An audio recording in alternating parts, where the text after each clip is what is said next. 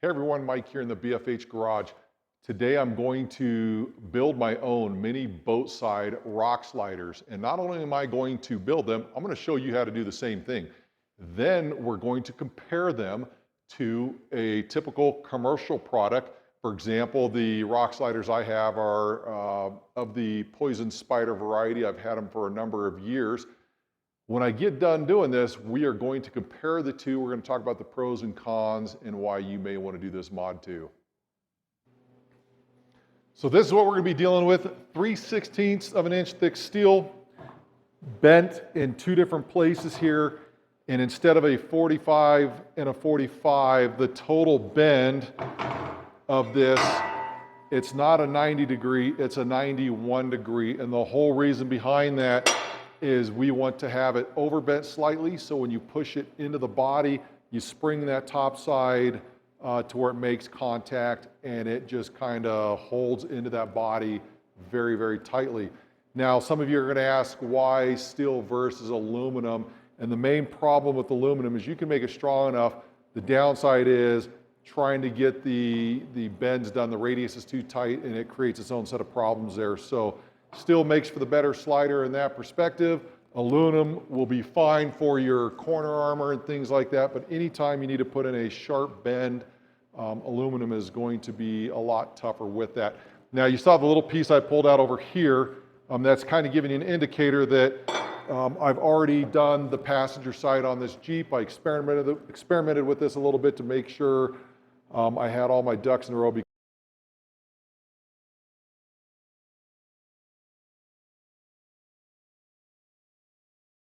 Because it seems really, really simple, but there's a lot to think about when you're putting this together to make sure that it is going to work the way you want it to work. Everything down to the nuts and bolts is very well thought out. So that's why I did this. So all these ones you saw over there on the rack, they are cut to a length that includes that much extra. And the reason we did that was if we had an LJ that needed a rock slider, that these would be long enough to go wheel well to wheel well on an LJ. On my case here with the TJ, obviously that leaves extra material, so I decided to cut some off. And what I did is I used it to fit up and help determine how I was going to do things. And I'm going to talk about that as we go through the process. I don't want to spend all my time here talking about this, but this is the gist. 91 degrees. We're going to spring it into that corner, we're going to secure it, and that's the way it's going to go.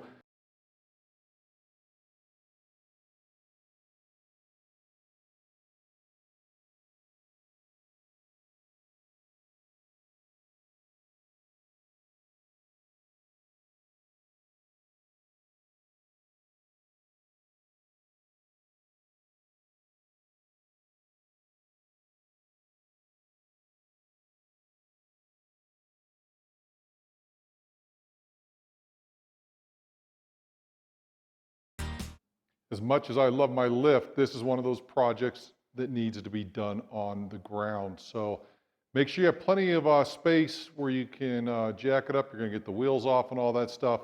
The other thing you want to do is inspect everything, where the slider is going to go, and you're going to have to start cutting some things back. For example, right in this area here, that will affect where your end cap goes. So I'll take that and either bend it over or I'll cut it back flush to where it doesn't interfere anything. Now underneath, you are going to have these tabs that are in the way, and they're all along this pinch seam right here. Go ahead and just get a grinder, cut those off.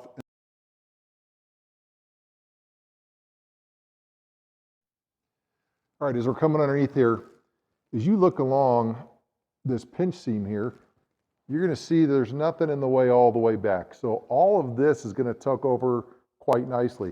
The thing that's going to be a little bit different for you, if I can get out of my shadow there, you can see where you have this rise in the body panel there. So it really doesn't matter because you're going to fold it under, and it doesn't matter if it's pretty or not, you just need it out of the way. When you come back up here to where the fender meets the body right here, you're going to see the seam right here. This angle piece right here needs to have a notch cut in it, so this piece here can fold up. and it'll match this. So cut your notch first. You're going to fold this part under, and then you come back here with the crescent wrench. There's nothing to back it up on the back side here. So if you just start beating it over, you could it might run into some problems there. So what I do is I straighten out this lip or cut it off even, take a crescent wrench. You could even put a flat stock behind it and then use that to bend your metal so you get a good clean bend right there, and you're not putting a wrinkle up the rest of your fender. So pay attention to things like that, and then when you get that done, before I forget here too, you're gonna have to put a little notch right up along this seam here so you can get that to fold over too, which means you're gonna need to bend this over. And this one here, again, the crescent wrench works really well. We put the end cap on this, it's gonna cover all that anyway. The main thing you're worried about is getting all this stuff moved out of the way.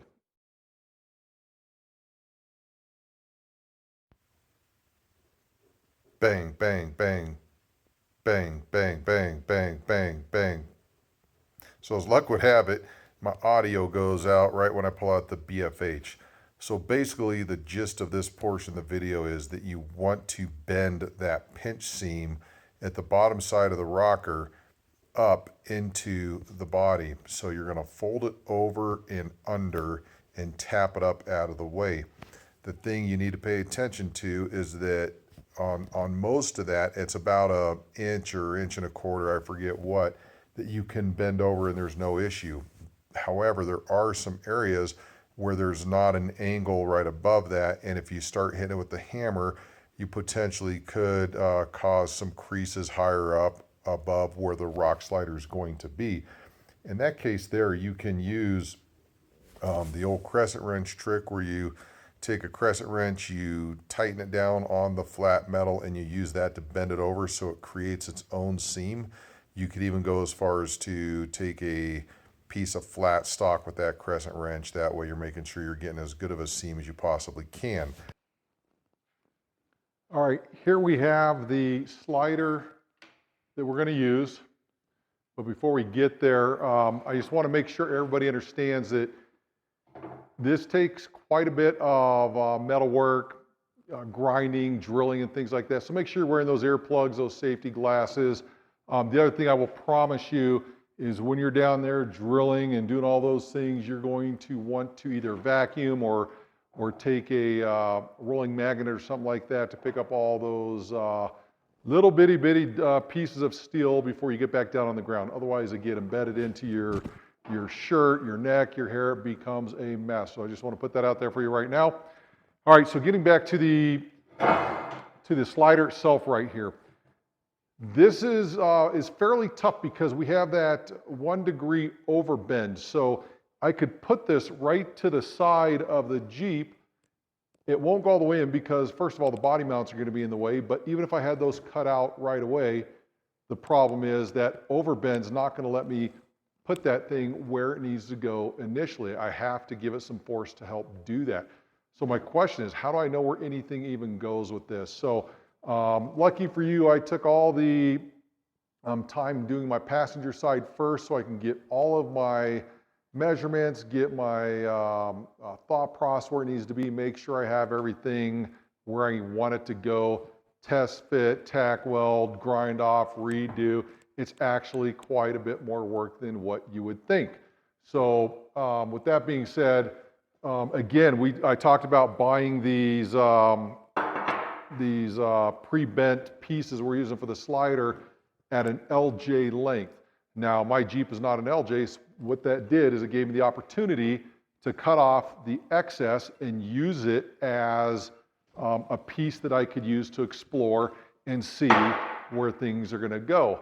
Now, the downside of that is it still had that positive 1 degree overbend on it, so I took it over to my press, I flattened it out into a perfect 90, and that is going to get me what I need. So what this here allows me to do is take it, come over to where there's not a body mount, and I could set it right here or somewhere over there and get an idea of where things are going to go.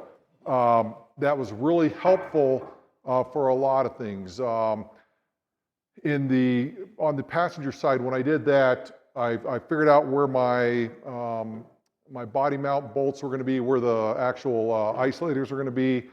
And I drilled with the hole saw, I drilled around those, cut that out so I could get the slider all the way on. And then I was trying to figure out how I was going to do things from there. And it was, the slider will move back and forth. So it becomes quite a challenge, because these aren't exactly light. They're not heavy, but they're not light. They're cumbersome to work with. So the best thing you do is get a pair of clamps up there and clamp them to help, or you're going to have them on 2 floor jacks that'll help hold them up with an addition of a clamp, and that's going to help keep things in place.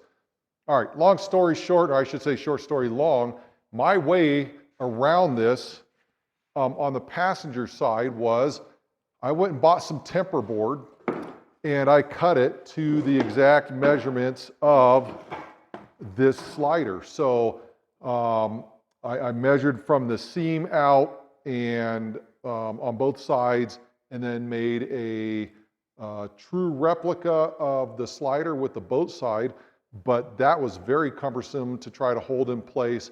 Plus, with that middle piece moving around, you could overextend it, and it became kind of an issue for me. So what I did is I just went with the 90.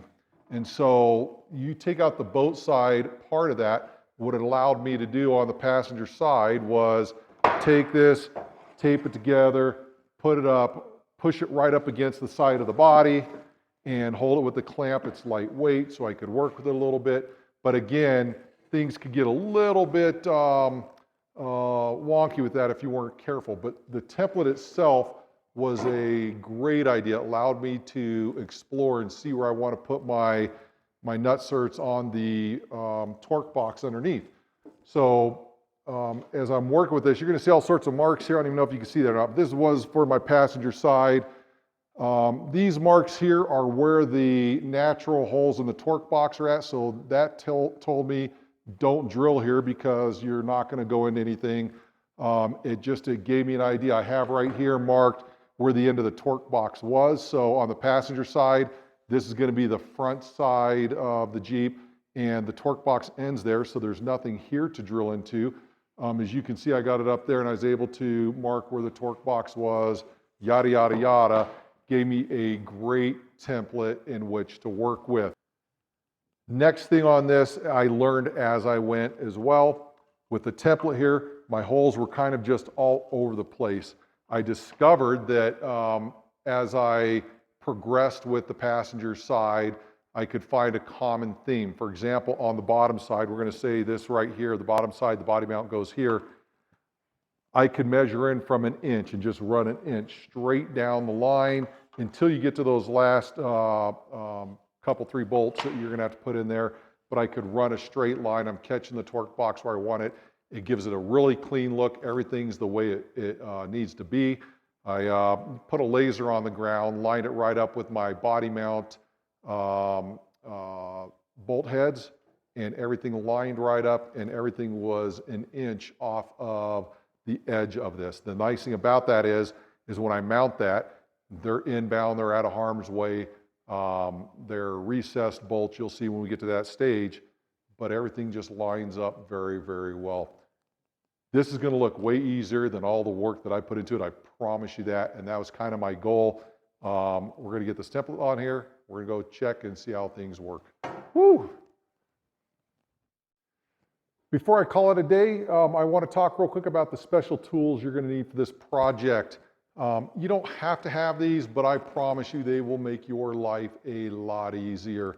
So the first thing I'm going to start off with, I've already talked about it, is going to be my Milwaukee Fuel. It's a metal cutoff saw. The thing I like about this, the blade is adjustable, the depth is adjustable. You can make long cuts on steel and keep it really, really straight as long as you have a good guide edge for that. I have video of that. We get to that process, I'll show you about that.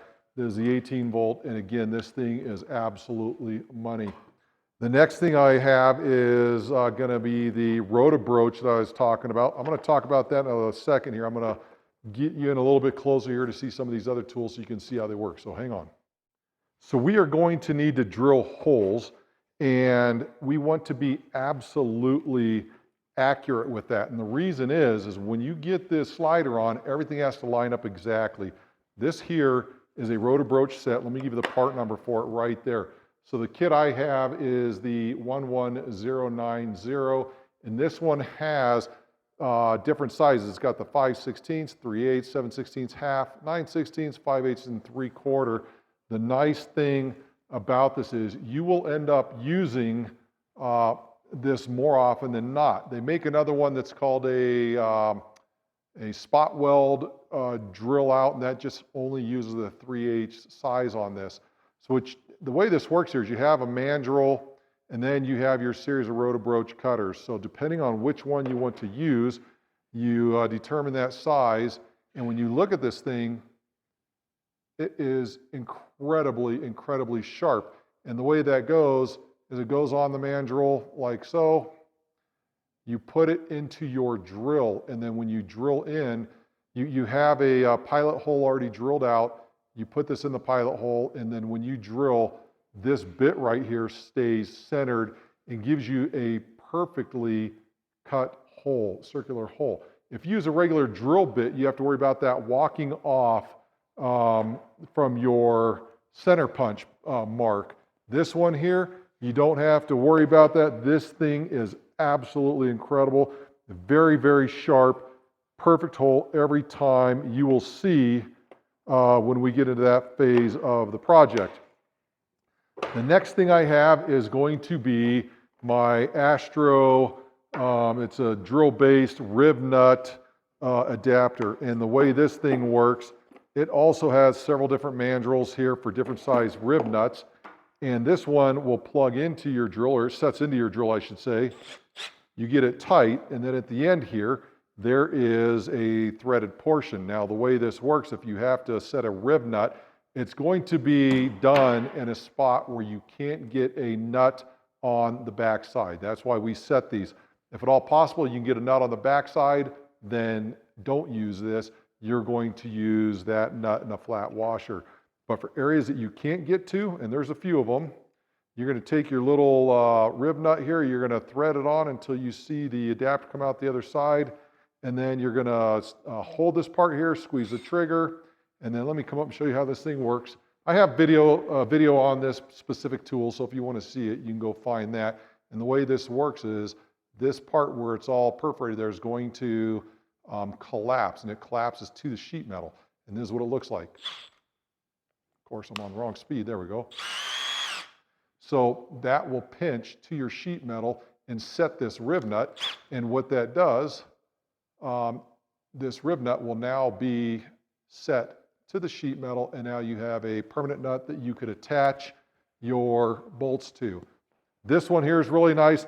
They make different versions, just so we're clear. This one here is operated by a drill. The reason I like it is I can hold it completely square to my surface as I work this, and my rib nut gets set nice and flat and perfect.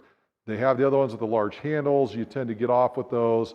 Not quite as accurate, but they still do work. The next tool, the last tool I'm going to show you, is going to be a 3/4 inch countersink. And what this is designed to do, it's got the 1/2 inch shank on it. Let me come up and show you this real quick. This one has 6 flutes. I will give you the part number. I'll list it up here in a second.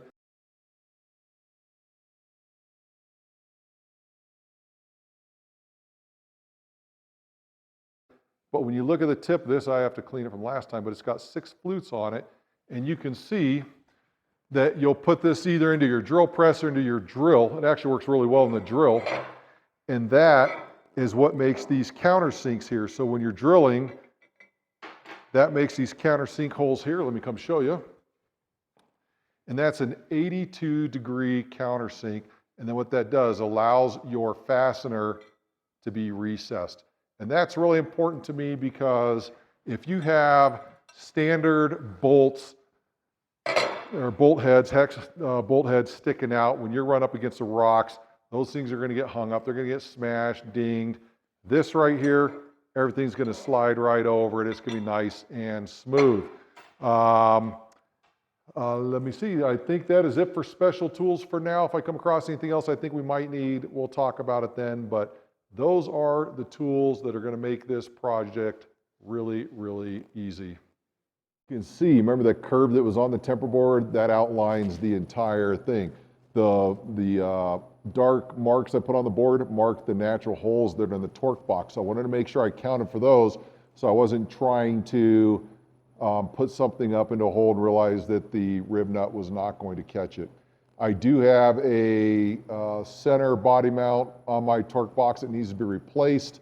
I'm going to go ahead and get this slider on first. I'm going to address that at a later date. I think that'll be fairly straightforward and not too difficult, but yeah, that happens to the best of us. Hopefully you can see everything that I have going on here. So again, I'm going to take the crease of the slider, and I'm making sure that I have my bottom side because that's the bottom rail, and I'm going to set this temper board template right there. And it is flush up to the top here because I cut it that way on purpose. So I'm going to take that, I'm going to get everything right where it needs to be, spring clamp, come down here, make any adjustments, spring clamp, and that's going to hold it in place while I mark everything. So the first thing I want to do is mark my front and rear edges because this slider is longer than what I need, but I want to make sure that I have it marked appropriately there. Now, the body mount cutouts, I have a whole bunch of lines here saying cut here because I overcut on the original one. So what I'm going to do is I'm just going to mark what I had there. Then I'm going to come back after I remove the template and I'm going to make my correction so I know where to cut. The other thing I need to do is mark where the holes go. So again, my center punch, remember the first one I did was too big for the center punch. This one's too small, but it's just enough to where I can get the punch to make contact with the steel, give me that indentation, and I know where to drill. So I'm going to do that next.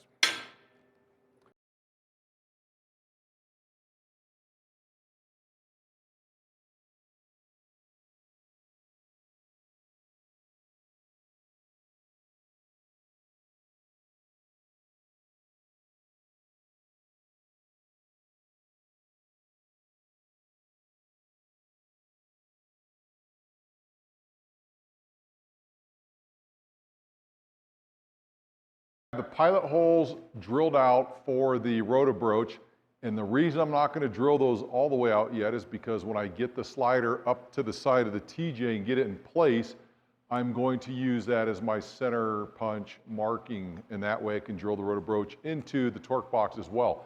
So the entire reasoning behind drilling those now, I get the slider up against the side of the Jeep, and it becomes my template for the torque box there. So before I do anything, I just want to take the slider and check and make sure that it will fit without any body mount interference or anything like that. So I'm just going to take a quick peek, line them up with the body mounts, get them there, and you can see how everything goes where it needs to go for the most part.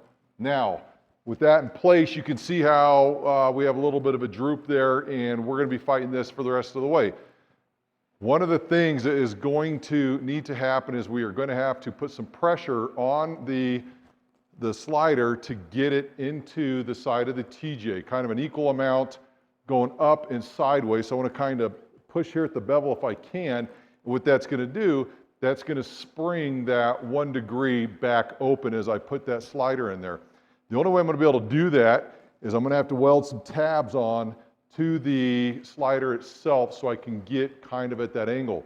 The other thing I have here are my 2 floor jacks. And these are going to help me out as well. As you can see, I've modified mine a little bit to where they can take different type of attachments. I've built a couple T's like this specifically for this, but I can certainly see me using these in the future as well. If not, you can use a 4x4 or whatever else you need to do to get that pressure up there. The other thing that we're not accounting for right now is that, you remember when I showed you the torque box, how it's on the front side, it is at a certain level, and then when you get to the back side, it bevels up and continues to go back. So we can't just mount the slider as is. I'm going to have to put some spacers in there where those mounting bolts are going to go. So again, that was a lot of work trying to determine, first of all, what was the thickness of those spacers, and second of all, where am I going to put them? So lined everything up, got it all done on the template. That makes things easier, and I'm here to tell you that from my research and the amount of time I put into this, we are looking for to fill a 9/16 of an inch gap. So the way we're going to do that is we are going to take or get some steel. You could either buy C-channel. I don't know where you're going to find it 9/16, but you can certainly modify stuff. Or you could buy square tube, rectangular tube. I don't care. But you're going to find something, and this is where that Milwaukee circular cutoff saw comes into play. You make a nice cut up against a rail, and I'll show you how to do that, but it just cuts everything nice and straight.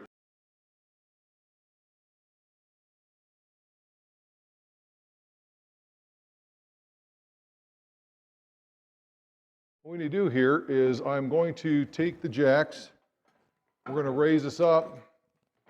I'm going to get this top end a little bit closer to where I want it, and then you're going to see a little trick here that's pretty cool. That's it right there. So what I'm trying to do is I'm trying to get this reveal where I want it, where I know it needs to be, I should say, because once I get this set, then what I need to do is suck the rest of that underneath. And a couple different ways to do this. Trying to push up on the angle here is pretty tough because you don't really quite get the pressure you need. So what I've opted to do is I have my, you always find new uses for every tool, but I have some clamps I use for woodworking. They're out here. Again, weld these tabs on so I could use the clamps to the frame, and they help suck everything in where I need it. So what I'm going to do is I'm going to raise up the jack until I get to that point where I know that reveal needs to be. I have it marked. And you could hear the pressure on it now. Now the good thing about that is it is exactly where I need it to be now. So what I want to do is set a series of clamps here. I'm going to tap it in just a little bit. I'm going to set a series of clamps on the top side here. And when I get all of those set, I'm going to snug them up pretty good because I don't want this slider to go down. Now, it's one of the problems I was having earlier trying to do this. If you try to push from the outside here, the whole slider wants to roll out. So I'm going to put pressure up from the bottom side. It doesn't have to be a ton of pressure, but you want the pressure there. Put a series of clamps here, hold everything in place, and then I'll come back and show you those clamps. So I have the clamps set where I want them now. Remember, we're trying to get this overbent by 1 degree, pushed into the body and the underneath at the same time. The whole thing I'm trying to do is get the force to go up at this angle perpendicular to the bevel of the Mini-Boatside there. It's really hard to do with jacks unless you can pretty much strap your body to the ground, which is an option, but trying to get the force of a jack there, you'd have to put blocks and everything. This is just a little bit easier way for me. So I verified my reveals exactly where I want it to be, and that's based on me messing around with this for a little bit and making sure that I'm getting that perfect 90 degrees too. So this reveal is not just an arbitrary look, it is there where it's going to be when the final assembly is done. So now that I have the clamps all done, you come to this side back here, you're going to see a little bit of a triangle from where the slider is not up against the body perfectly flat the way we're trying to do. So what I've done is clamped it up top here. Now I'm going to get these clamps down here. I'm going to suck the bottom side in and show you the difference. As you guys come under here with me, you're going to see that my mark is right there. So I'm about 1/4 of an inch off. Over here, same thing. So what I need to do is create a force that's going to take it this way. So let me set up the camera here so you can see how these clamps are going to do that for me.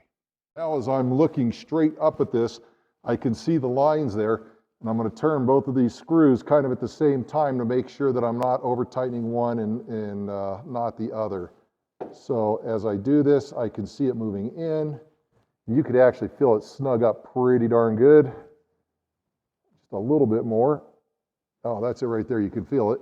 And then this one, same thing. You can feel when that gets to where it needs to be.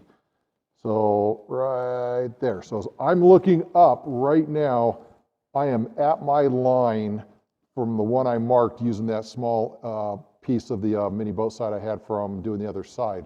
So this is where I want. I'm going to go up top, verify that that reveal didn't move at all. And then we're going to look down from the sides and make sure that gap got closed up the way it's supposed to be. You can tell there's not a ton of pressure on here. There's just enough to keep it to where it needs to be. So let's get up, let's take a look and see what happened to that reveal.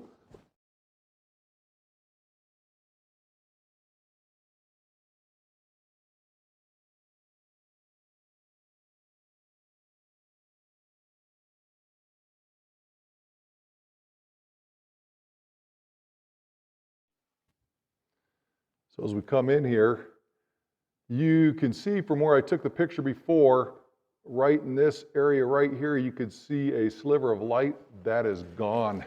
Let's take a look at the other one. And again, same thing. You could see where there was light through there before. That is now gone. This thing is set up the way I want. All I have left to do now is double check the reveal, make sure it's what I want, and I can start marking some holes. Marking the holes is not the word I was looking for. Everything's set and I already have the pilot holes drilled.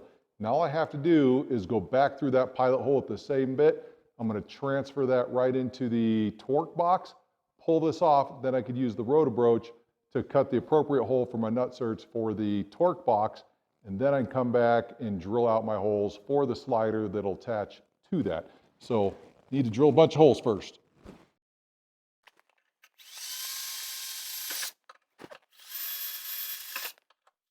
All the pilot holes are drilled on the bottom side, and I've marked the back side of my slider for the holes that go through there. Next up, we need to cut the holes in the torque box using the rotobroach. Now, if you've never seen one of these in action, it's going to be easier for me to show you here than it is underneath the Jeep. So come a little bit closer, I'm going to show you how this thing works.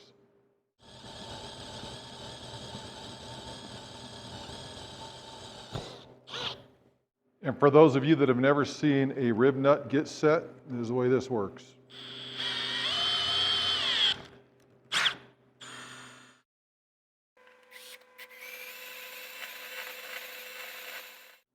All right, let's go set some rib nuts.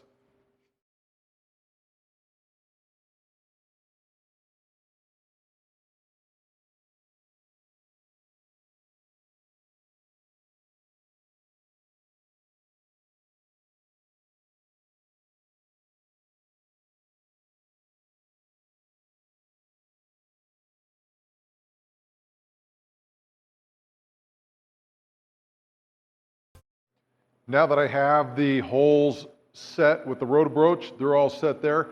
Time to put in our countersink. And as I showed you earlier when I demonstrated the special tools, this here is a 3/4 inch, 82 degree, 6 flute countersink with a 1/2 inch shank on it. This thing is really, really cool, does a great job of it. You don't have to put it in a drill press or anything. I can do this by hand. I did it on the other one. It actually works really good, really fast, really sharp, and you got to be careful because, how are you going to figure out what your depth's going to be? Some people will swear by putting a piece of tape or something there. I think that when you're working with this, you have to have oil on this. Tape and stuff like that's going to fall out. So what I do is I just take one of the fasteners I'm going to use, I set it in a hole, and I just check it every so often as I'm getting this thing in there. So you'll see here in just a second. Come on over and I'll show you.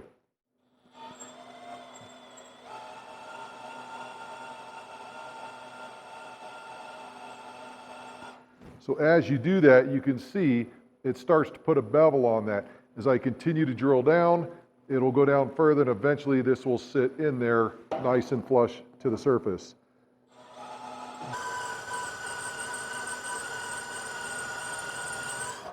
You don't want to drill too fast, let the tool do its work.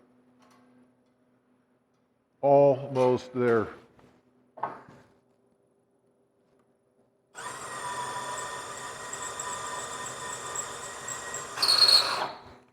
I'll give it a quick spin just to smooth it out. And you can see how that fastener fits in there nice and flush. Bunch more to go.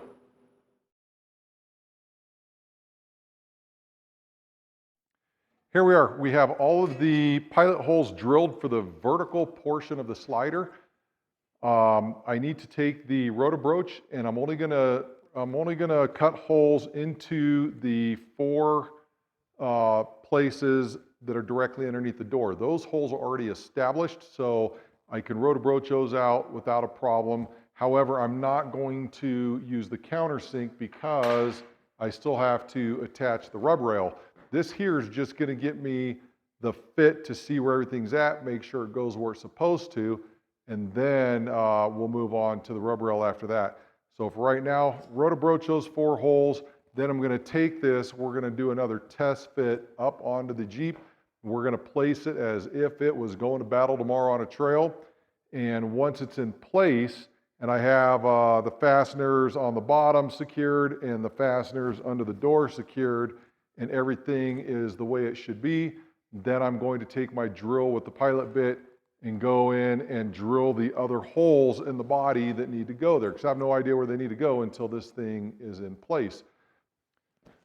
All right, now we're getting somewhere. I have the slider up here to test fit it. So what I did was, without the jacks here, I put the slider here and I kind of let it rock underneath a little bit, and that allowed me to get all of the fasteners underneath started with my fingers. Once I did that, I pulled the rocker back out. I put the jacks here on these tabs that are welded on, and I put it up into place where my mark is up here. Now, I went ahead and added these fasteners. Again, these are countersunk fasteners, but they're just sitting on top right now. Obviously, they're not countersunk, but they're holding it in place. So what I'm going to do is release the jacks to come down. Sounds like me getting out of bed. Anyway, now I'm going to take the clamps there. I'm going to pull in just a little bit because I already have those fasteners underneath there. It should suck them right into where they need to go, but because of there being a little bit of tension on there, I want to give them a little bit of help so they don't get damaged. That's my main thing there. So I'm going to get these clamps on, get it in. We're going to see where it's at. Once everything is exactly where I want it, I'm going to come through and drill 1, 2, 3, 4 more holes. And again, that's just going to be the pilot bit. The rotor broach will do the rest. And once that's done, we'll get the rib net set, and then we can put this back up for another test fit. Not only the test fit, but at that point, we are going to mark the rear fender opening along the rail, come up to the front. We're going to take a pen, mark where we need to cut there.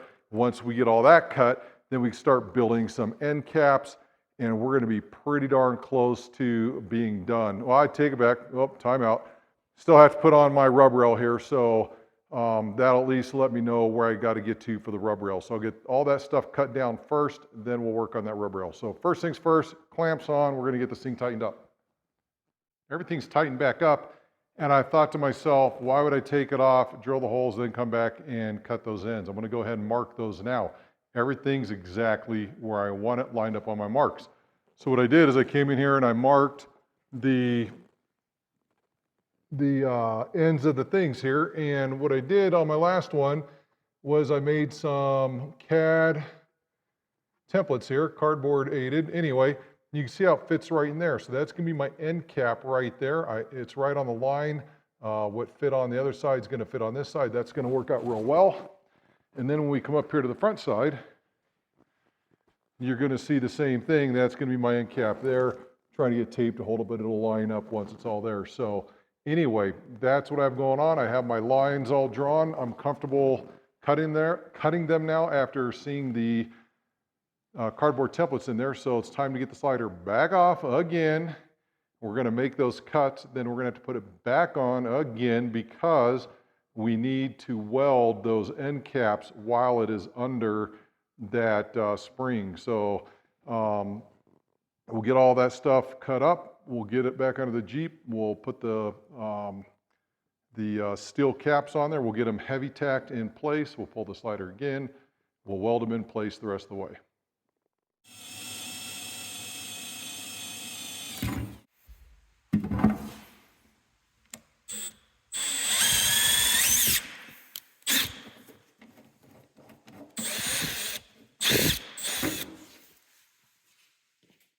So lots of little tedious work getting done. Drilled out the rest of the pilot holes with the rotor-broach. I have the rib nuts set into the Jeep where they need to go. So on the back one here, I can't access that from anywhere to get a nut in there. Same thing with this one. As you saw, pop through, there's nothing behind there, so you're good to drill that. These two holes right here, I should be able to reach from the back side and install your washer and nut there.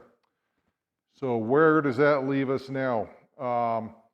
Been playing around with the cardboard templates here for the slider. So these are next up. What I need to do is trace these out onto some 3/16 inch steel.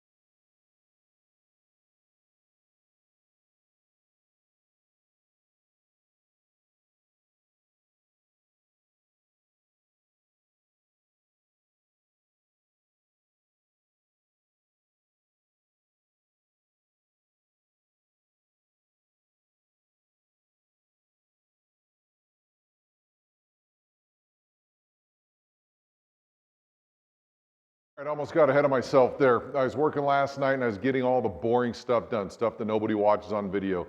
The grinding, the drilling holes, you know, okay, it's cool to show something in slow motion for just a second, but that does eat up a lot of time on the film and I don't want to make you guys go somewhere else. So where I was at last night, I was going to take the slider, slap it back on the Jeep, do another test fit, and then get the end caps tack welded on, come back over and finish burning those in. The problem with that is I need to get that rub rail prepped and ready to go first. And here's my reasoning behind that. On my passenger side, as I was figuring out how to do this, when I when I drilled the pilot holes, I took the rub rail, put it where I wanted, and I came in from the back side through the pilot hole, drilled through the rub rail, and got my pilot hole through the rub rail side, then came back through with that rotor-broach. The problem is, your drill bit can get a little bit wonky if you're not really paying attention. I didn't have problems with it, but I think there's a better way to do this, at least I'm hoping so here, and I'm gonna show you here. So I've already have all the holes cut out for the vertical part that goes up against the tub. Now the question is, without a pilot hole, how am I gonna get those holes to line up exactly where they need to go? I have a plan for this, and I think it's actually going to be better than what I did for the other sides. So how are we going to get the rub rail attached to the slider and make sure all these holes line up perfectly? As you can see, I've already taken the rotor-broach. The holes are big. The pilot holes are no longer there, so I don't have a reference to get to this.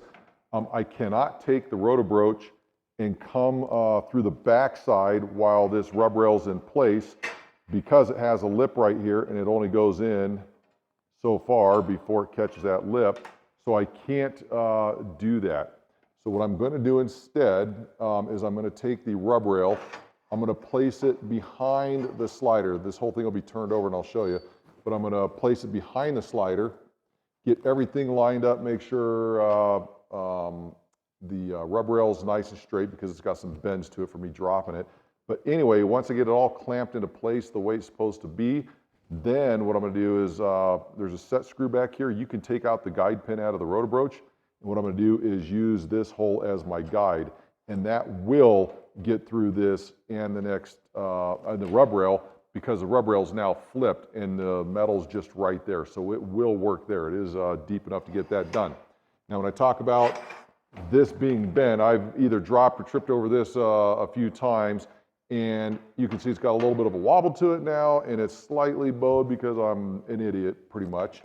But that's not a big deal. We will get that straightened out on here. When I go to clamp everything, I'm going to work it as I go, redo clamps.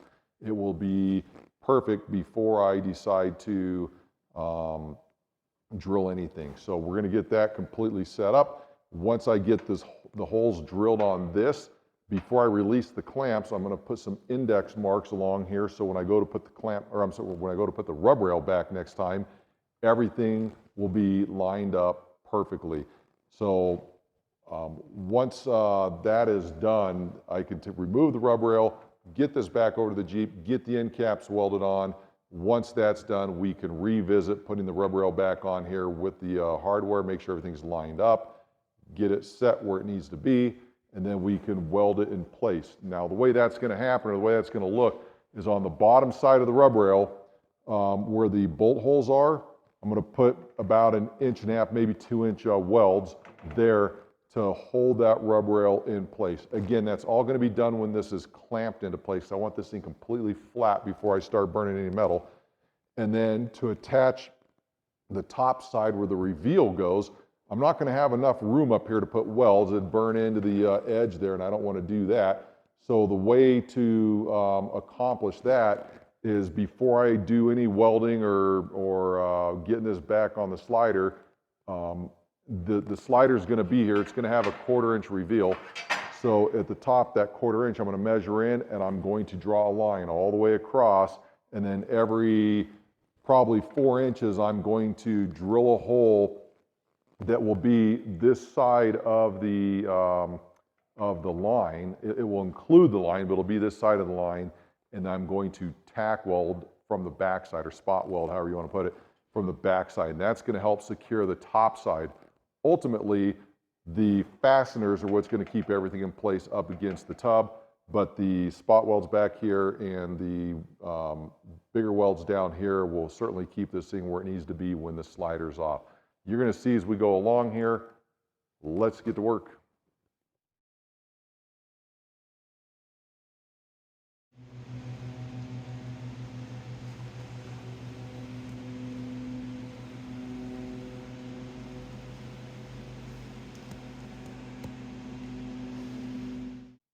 So as we're looking at this right here, that end cap piece is going to go right here. You can see I'm pretty close right there, probably within 1/8 of an inch. I'm not too concerned. The front one lines right up against that. So I'm going to take my hammer, I'm going to bend that in a little bit just to make sure that I'm not having any interference issues with my tack welds, plus with the fitting of the slider when it's all said and done. So as you're looking at that, when you go to melt these two pieces together, you want to make sure your joints are wide open like that. You don't want it overlapping and then try to run a bead there and then sand it down, because there'll be no structural integrity there. What we want to do is get it inside corner to inside corner, and then throw our tack welds in there. Same thing down here, should be the same way. And then down here on this side should also be the same way. So what that's going to do then is going to allow this to completely fill up with welding material, and then you'll take your flap disc, round it over, whatever you're going to do for your profile, and send it from there. So this is pretty much what we're looking at. Heavy tacks are going to be my choice here to get this thing where it needs to be.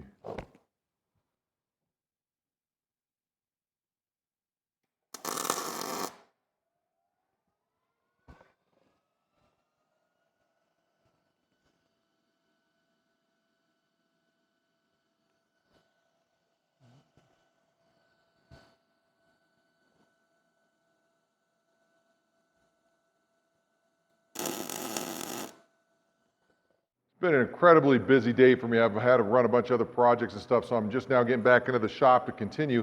But anyway, I got the end caps on these tacked in. Had some gap issues as I kind of expected there. Filled that with the rod, got it all burned in. The caps are done. Let me show you real quick just so you can see what I did.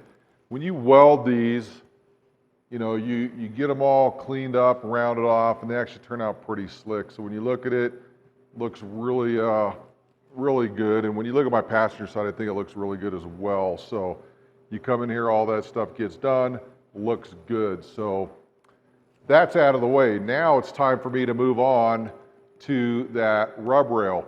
And before I do anything with the slider, I want to take my countersink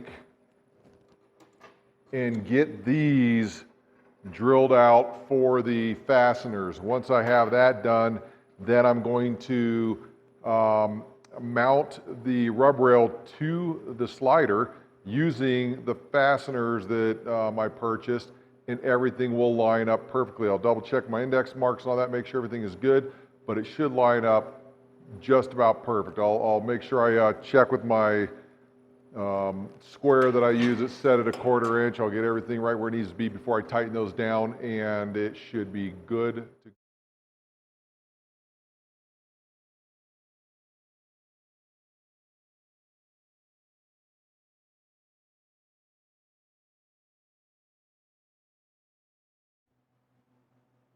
As you saw, I got all of my holes cut. On my passenger side, I went an 1/8 inch bit. This side, I decided to use 3/16. Gives me a little bit more meat to get that spot weld in there and make sure we grab a hold of that thing. So you notice how they're all on the inside of that 1/4 inch line. You don't want to be on the outside because then you're going to see that gap. Now, when you go to do the rub rail, you got to get it on your line, get close anyway, and you need to figure out where your cutoff is going to be. I put mine at a bevel coming back on both sides, so it'll match the other side as well. Same thing down here, bevel on both sides, matches it, and then the rub rail itself will slant backwards a little bit. Here we go, got the rail bolted back up. You can see on these end caps here, you got to do whatever you feel like. I put a bevel on mine, I cap it there, I weld it, I grind it, I re-weld it probably. But anyway, that's what you're looking for, something clean like that, and you are going to be done with that. Make sure that it sits flush though with everything as you do that. When I put the rail back on here, again, I use my 1/4 inch reveal right there. So that rail's set nice and straight all the way across. Now we are ready to weld this thing in. And like I said before, so if we're looking at the bottom side of the slider here, whoops, here we go. Looking at the bottom side of the slider here, I'm putting welds here and then spot welds on the back side to hold that rail. So let's get this thing down. We'll throw some welds on there. Hopefully I don't run out of gas because I'm getting really, really close. So hopefully we'll get through this project.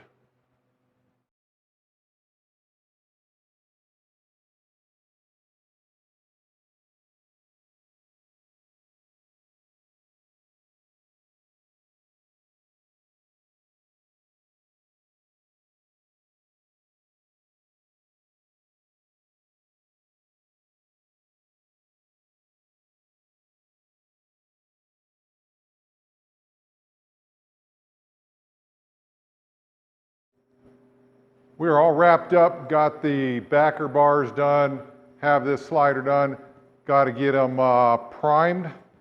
Gonna throw on that Rust-Oleum bed liner to match the rest of my crappy Jeep and get this thing back on the damn road.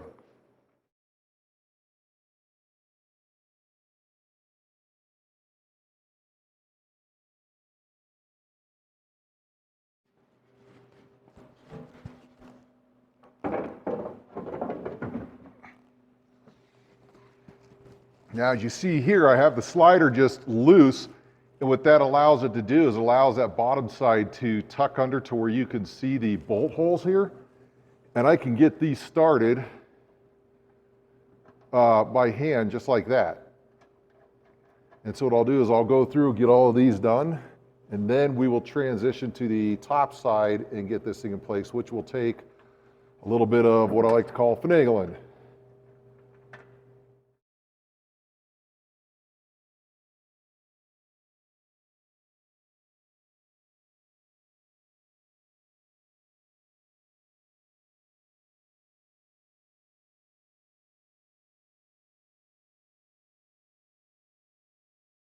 Well, how about that? We made it finally. I tell you what, this thing took a long time, but as you can see, that is a really clean look. I'm going to give you guys a little bit up closer look at this.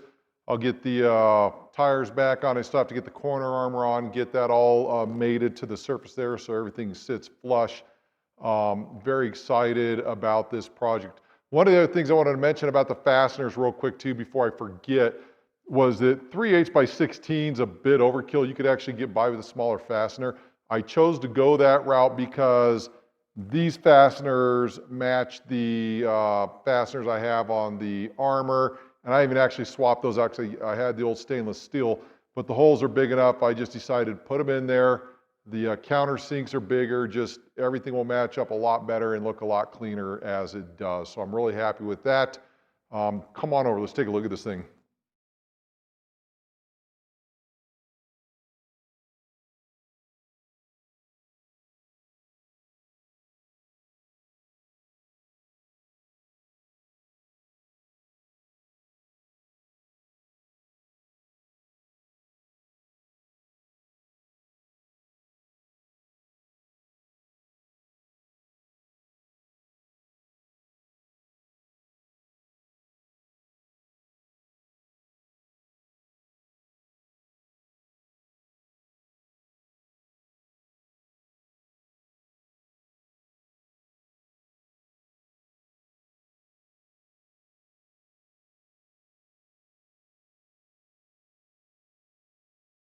Close out this project, finally done. Took long enough. The video I'm sure is going to be plenty long too. And it's not intended that way, but I really wanted to show you guys the details that goes into something like this for as simple as it appears on the surface. And the gains by this new Mini-Boatside are huge. Pictures don't lie. Remember I had that big old step sticking out here, 5 inches. I now have the slanted 45 right there that takes out some area there that would be normally getting hung up on the rocks, and this thing is ready to go on a trail run. Now we just got to wait for the trails to open up. But anyway, as you guys can see, a pretty well involved project, and if you're going to do it, plan on some time, and good luck.